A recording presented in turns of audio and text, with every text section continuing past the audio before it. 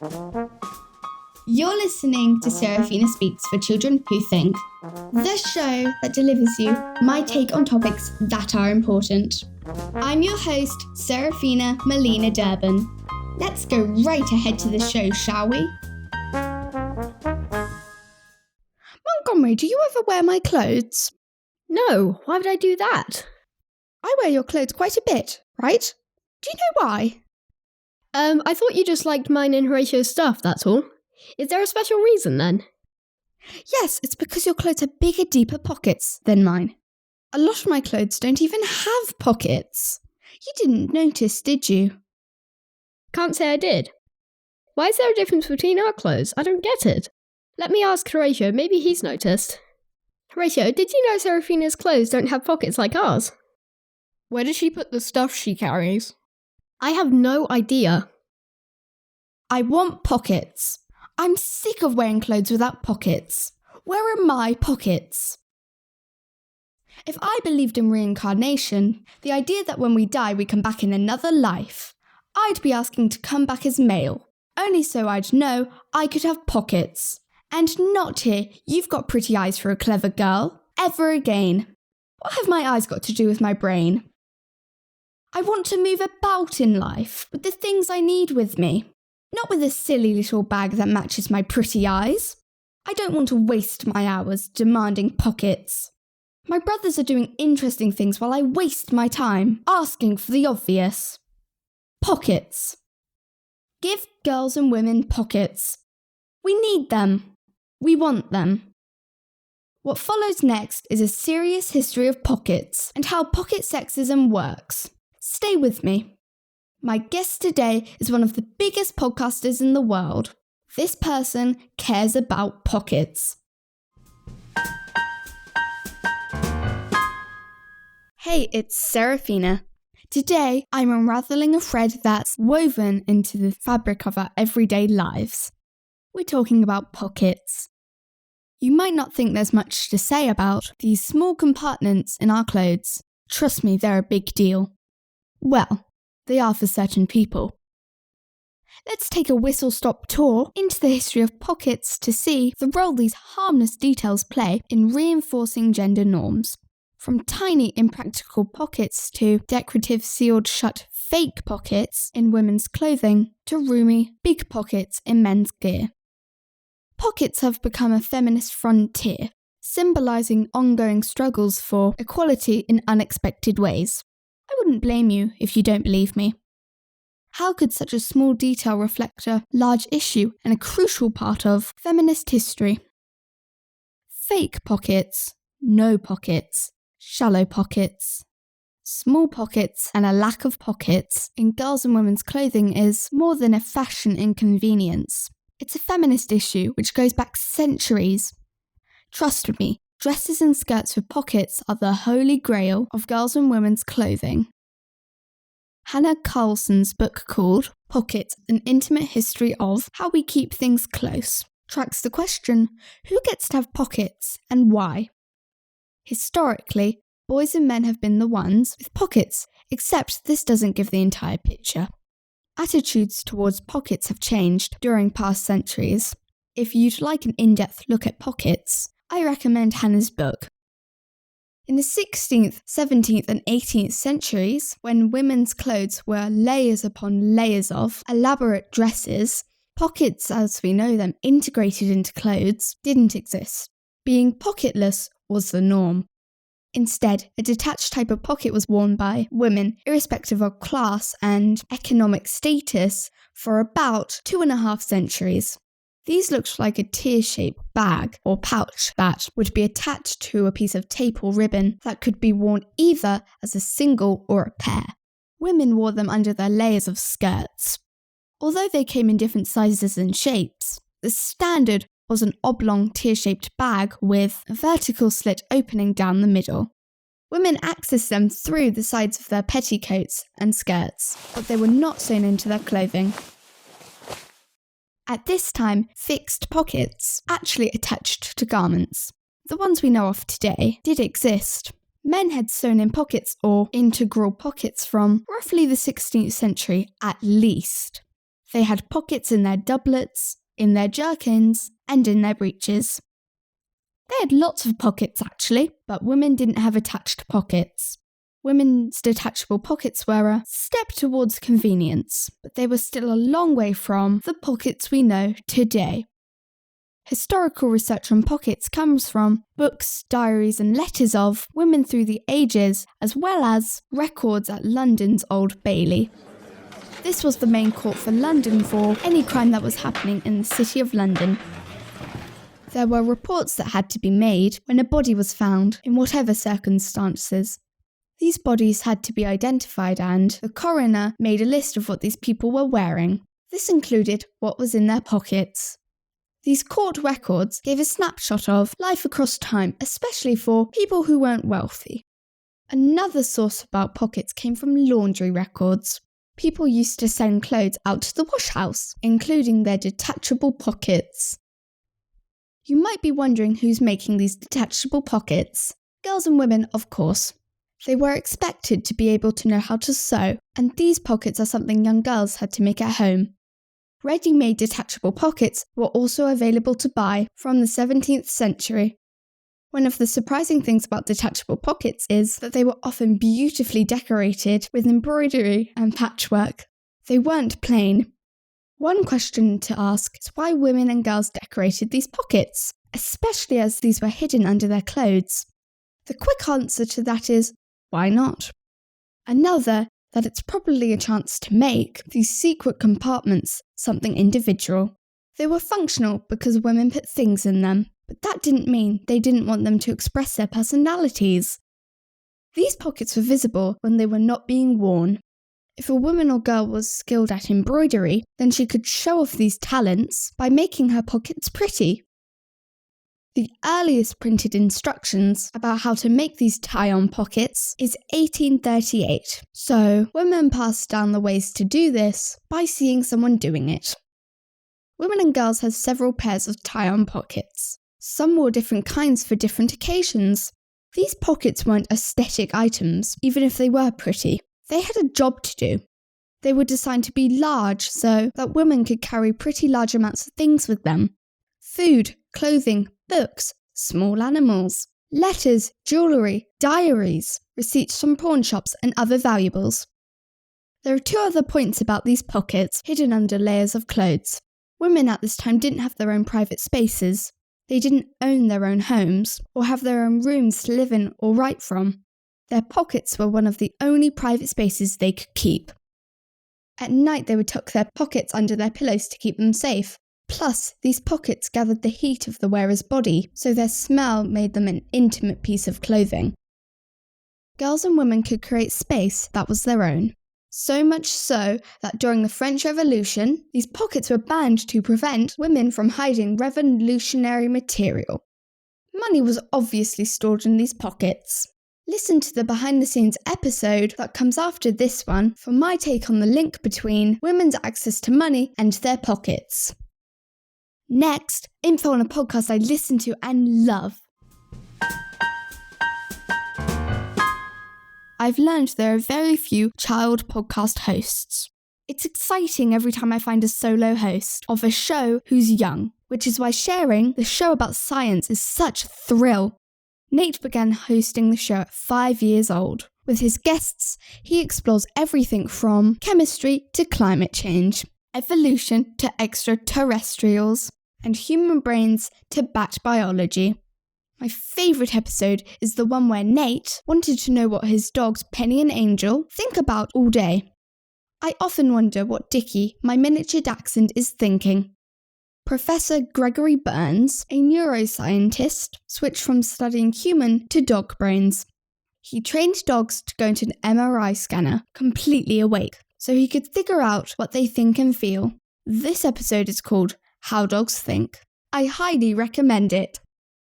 Nate's been podcasting for years. I asked him what he loves most about podcasting, as he's a veteran host. Here's what he said.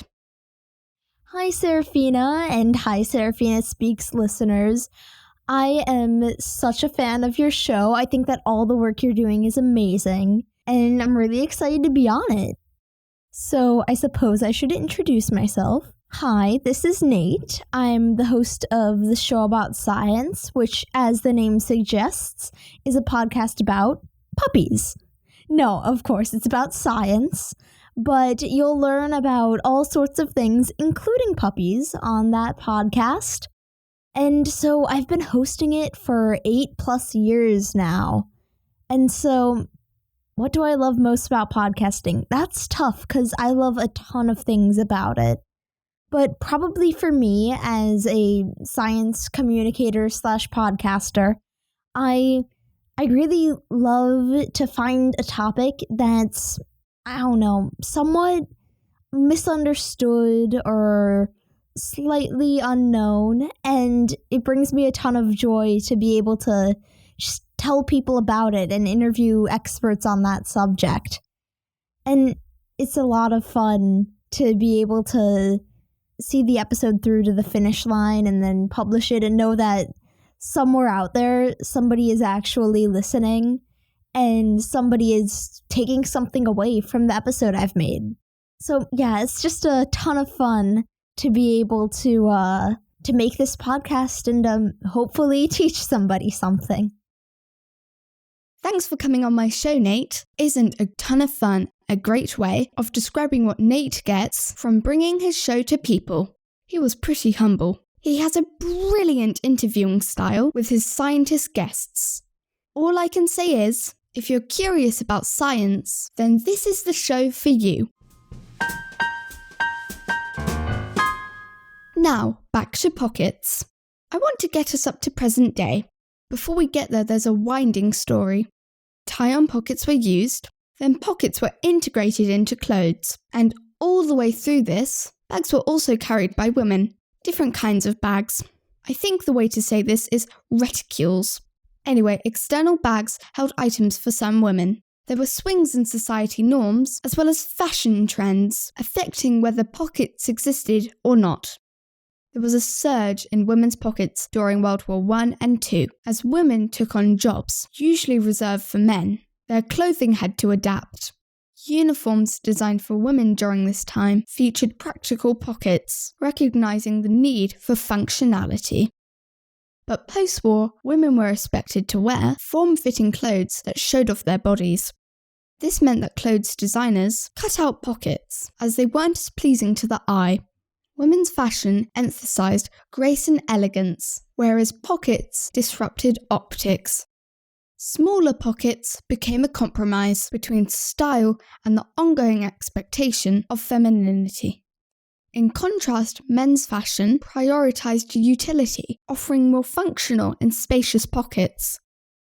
It's said that men needed more spacious pockets to carry tools with them. We know that women used to carry many items with them before pockets began to shrink or disappear. So this idea is ridiculous. Pockets, or the lack of them, are about deeply ingrained stereotypes about what it means to be female. The idea that women's clothing should prioritize appearance above functionality carries on stereotypes that limit women and girls to narrowly defined roles. We must unpack these stereotypes and challenge assumptions about what women can and should carry. A pocket teaches us we can have everything we need with us. In 2018, a survey of jeans published by digital platform The Pudding found that women's pockets were, on average, 48% less deep and 6.5% slimmer than men's, and that only 40% of women's front pockets fit a smartphone. Less than half could fit a wallet. Avery Trufelman, American podcaster and radio producer, best known for her work on 99% Invisible and its spin-off Articles of Interest, says clothes are more than simply functional. They're a means of self-expression and a way to understand human history. As she tells us on her podcast, whether we like it or not, we are all speaking with our clothes. I asked Avery how she became a pockets pioneer and why, and what she thinks needs to happen to make pocket sexism disappear. Hi, Seraphina. Thanks for having me on. I'm super honored. So, I don't know if I'd call myself a pocket pioneer, but I definitely noticed that something was up with pockets when I was in college. a friend of mine who had never worn a dress before wanted to borrow a dress. And so he borrowed a little shift dress that I had. I had never met him before. It was like on maybe our second day of college. He tried on this dress of mine and just immediately locked himself out of the dorm room. And he was like, what are you supposed to do with your keys? What are you supposed to do with your stuff? And that was the first moment where I realized, like, oh, this is a real social handicap. I have to remember so much more. I have to remember to like grab my bag and rifle around my bag and find my keys. There's so many more steps to getting what I need. And I even started to notice this among friends of mine who were like, oh, I keep losing things. You know, when they tried to go without a bag, their pockets were just too small.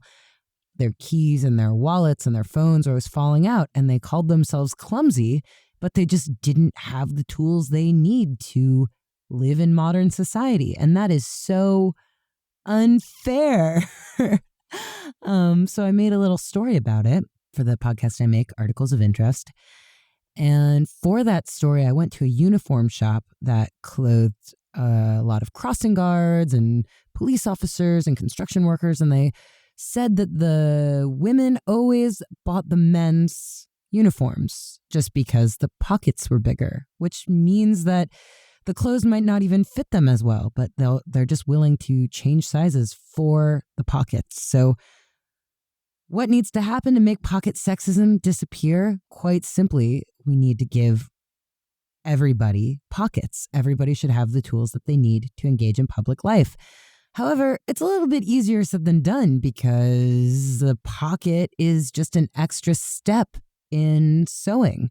And a lot of fast fashion, a lot of garments that are made only for Instagram or only for the internet or only to look good are not really concerned with practicality. So yes, manufacturers need to make the investment to make sure that everybody has pockets. But I think also some of it is on us as consumers to make sure we value the clothes we buy and are very discerning in our eye to invest in high quality, well-made products that fit our needs.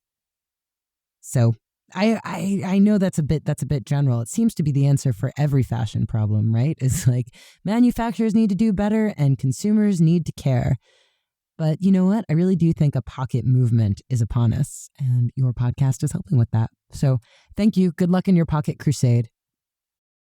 Avery, you're my biggest role model in podcasting. Thank you for taking time to talk to us today.